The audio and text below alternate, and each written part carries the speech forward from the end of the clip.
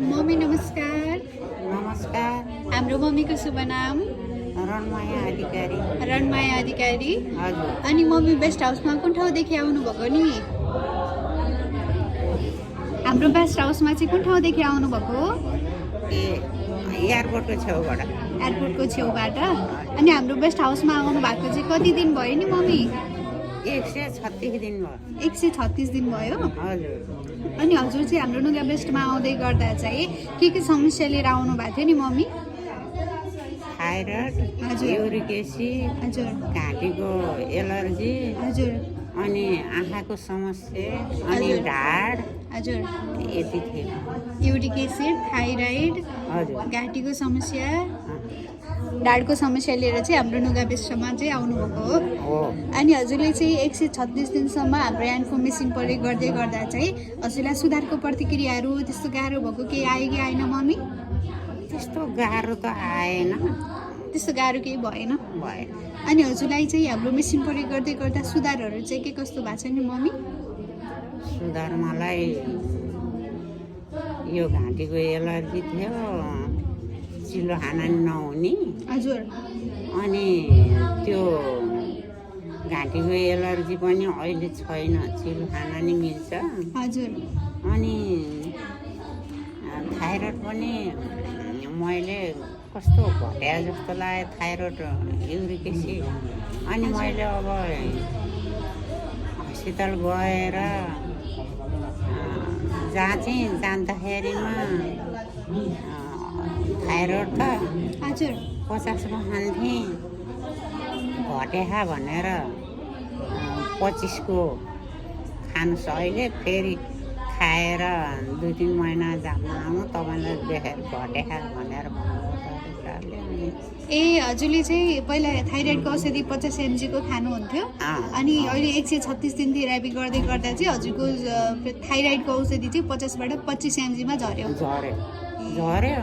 अनि यो आँखा पनि मेरो यो देब्रेपट्टिको आँखा के अरे देख्दिनँ। हजुर। 2 फेरसँग अपरेसन गरेँ। अनि किन म देख्दैन, किन अपरेसन गर्नु पर्यो भनेको, यो के भन्छ दिर्ती हिँड गर्नुहुन्न भने। अनि लोतानी भनेर सबैले सल्लाह लिएर गरे पनि देख्नलाई चाहिँ सक्नुहुन्न, यो भएको चाहिँ नघटाउने भनेर भन्नुभयो डाक्टर साहबले। गरियो। अनि म यहाँ आएर सरहरू मिसहरूले आँखाको पनि हुन्छ, आँखाको पनि देख्न सकिन्छ भन्नुभयो। अनि निधारमा चाहिँ आँखाइमा होइन, निधारमा सेक्ने भन्नुभयो। अनि मैले त्यसरी सेक्दै गएको त अनि कस्तो भयो है, म विचार गर्छु भनेर एउटा आँखा यसरी छोपेर अनि एउटाले मात्रै हेरेको त नजिक भएको मान्छे हजुर त्यहाँ हुनुभयो। मैले त चिनेको। ए हजुर। चिनेको भनेपछि पहिला नजिक भएको चाहिँ हजुरले ठ्याक्कै चिन्नुहुन्थेन? ठ्याक्कै चिन्थिनँ। हजुर। यस्तो कालो उभिएको जस्तो लाग्थ्यो। ए हजुर। अहिले त अनुहार हेरेर चिनेको। म त यति खुसी भएन, यति खुसी भएन।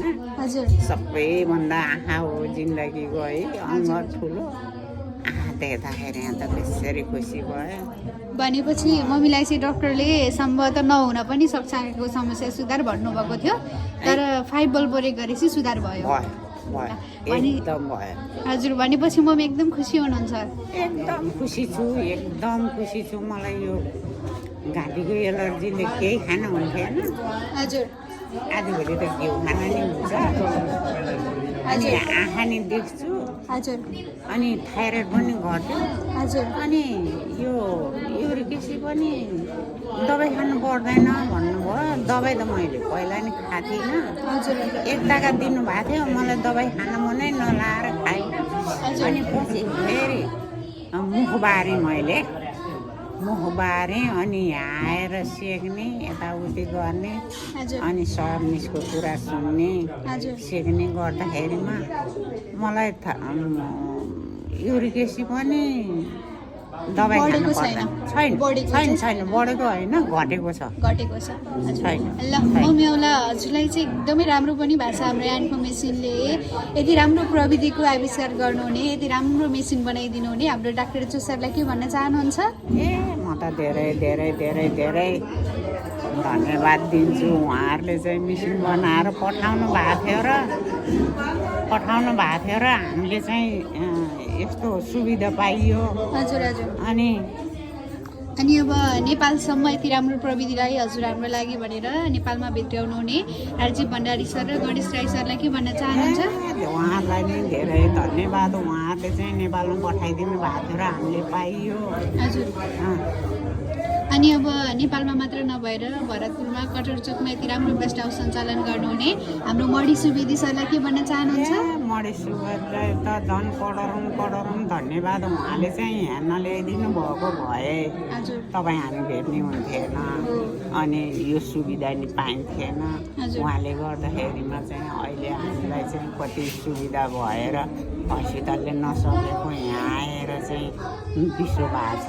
हजुर। मैले सबैलाई भन्छु तपाईँहरूलाई पनि धेरै धेरै धन्यवाद। हजुर। सरलाई पनि धेरै धन्यवाद। है हजुर खुसी हुनुहुन्छ मम्मी? एकदम रेगुलर आउनुहुन्छ? ए म त त्यस्तै आवश्यक पर्यो भने मात्रै, नत्र भने म त घर हुँदा त आउँछु नि। हस् मम्मी। म त मणि सरलाई नै के दिने, के धन्यवाद दिने, त्यसै खुसीले चाहिँ त्यस्तो भएको छु के म। हस् खुसी हुनुहुन्छ नि मम्मी? खुसी हस् धेरै मम्मी, खुसी छ। धन्यवाद। हजुरहरूलाई पनि सधैँ यस्तै देख्नु पाइयोस् खुसी।